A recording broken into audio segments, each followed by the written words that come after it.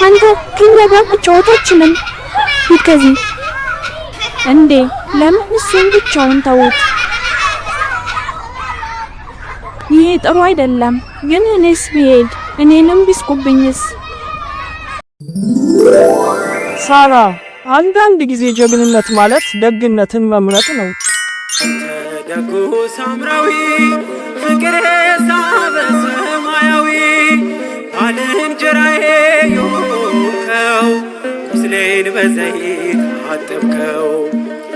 ከዕለታት አንድ ቀን በአንድ ትልቅና ኮረብታማ መንገድ ላይ የሚጓዝ አንድ ሰው ነበረ።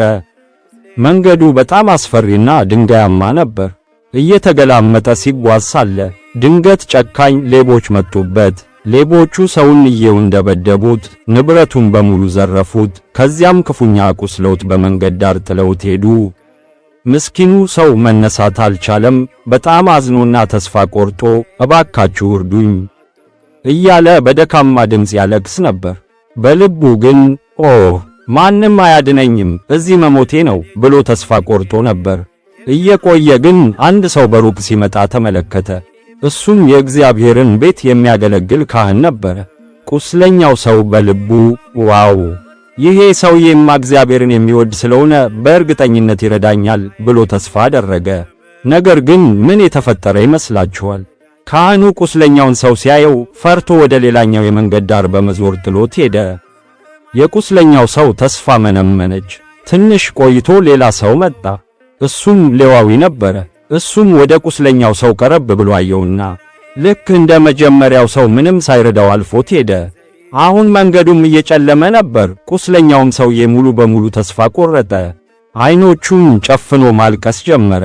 በዚህ ጊዜ ግን ሌላ መንገደኛ በአህያው ላይ ተቀምጦ መጣ። ይህ ሰው ሳምራውያን ከሆኑ ወገኖች ስለሆነ ሳምራዊ ይባል ነበር። በዚያ ዘመን በሳምራውያንና በቁስለኛው ሰው ወገኖች መካከል ሰላም አልነበረም፣ አይዋደዱም ነበር። ስለዚህ ቁስለኛው ሰውዬ ይህማ ጠላቴ ነው፣ ሊረዳኝ ቀርቶ ይበልጥ ሊጎዳኝ ይችላል ብሎ ፈራ።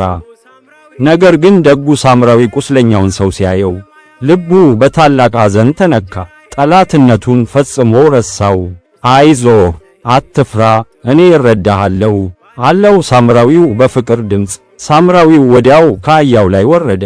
ወደ ቁስለኛው ተንበርክኮ ቁስሉን በዘይትና በወይን አጠበለት፣ በጥንቃቄም በጨርቅ አሰረለት። ከዚያም በጣም በቀስታ አቅፎ የራሱ አህያ ላይ አስቀመጠው። ወደ አንድ የእንግዳ ማረፊያ ቤት ወስዶ ሌሊቱን ሙሉ ሲያስታምመው አደረ። በማግስቱ ጠዋት ለእንግዳ ማረፊያው ባለቤት ገንዘብ ሰጠና እንዲህ አለው፣ ይህንን ሰው በጥሩ ሁኔታ ተንከባከበው፣ ከዚህ በላይ የምታወጣውን ገንዘብ እኔ ስመለስ እሰጣለሁ ብሎ አህያው ላይ ወጥቶ ሄደ። የልብ ጀግኖች ሆይ፣ ይህ ታሪክ የሚያስተምረን ትልቅ ነገር አለ።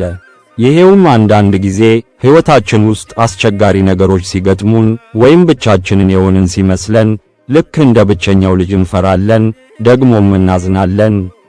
ነገር ግን እግዚአብሔር እኛ ባላሰብነው መንገድ እኛ ካልጠበቅነው ሰው እጅ አድርጎ እርዳታን ይልካል።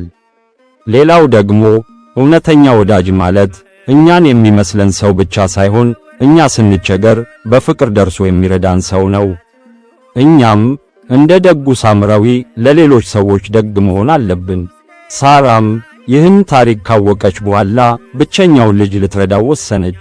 ወደሱ ሄዳ ከኔ ጋር መጫወት ትፈልጋለህ ብላ በደግነት እጇን ዘረጋችለት። ብቸኛውም ልጅ ደስ አለው። ሌሎቹም ልጆች የሳራን ደግነት አይተው እነሱም እንደሷ ደግና መልካም ሆኑለት። የልብ ጀግኖች ሆይ፣ እናንተስ ብቻውን የቀረ ሰው አግዛችሁ ታውቃላችሁ? ሁልጊዜ ለሰዎች መልካም ማድረግን አትርሱ።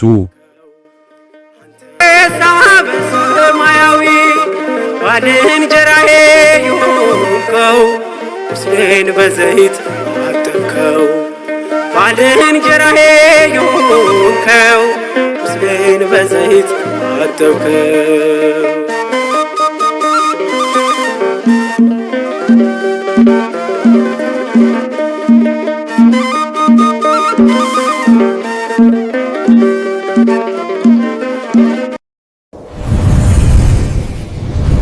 የልብ ጀግኖች ከመጽሐፍ ቅዱስና ከቅዱሳን ሕይወት የሚማሩ ጀግኖች